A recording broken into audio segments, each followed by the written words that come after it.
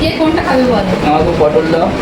পটল দেখেছো? সেই পটল রয়ে গেছে, দুটো দিন খেয়ে শেষ করো। দিয়ে দাও।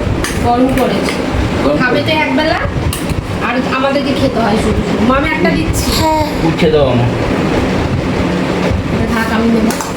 মাম তো শাক ভাজা খাবে না, না ছেড়ে দাও। না না না খালা উচ্চ ভাজা, শাকও দিয়ে দাও। আমাকে উচ্চ ভাজা দিও না, মাম তো উচ্চ ভাজা ফেলবে না, একটু দাও আর দিয়েছি শাক শাক দাও, হ্যাঁ। আর কি কি হচ্ছে? আর ওই যে ডিমের অমলেট, ডাল। ডাল আছে, চাটনি আছে, স্যালাড আছে, জল আছে। কোনটা দরকার তোমার?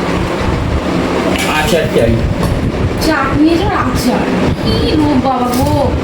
আচার আচার আচার করে আমাকে একদম পাগল করে দিচ্ছে। আচার বানিয়েছি, বানাও না এটা বানাও শেষ না। হলে 5 কেজি কাঁচা আম নেবো, ঠিক আছে? দেখো ডিমের সিঙ্গেল ডিমের অমলেট, ঠিক আছে? হুম, তো খাওয়া শুরু করে দিয়েছো? আমার খাও মাম খাও।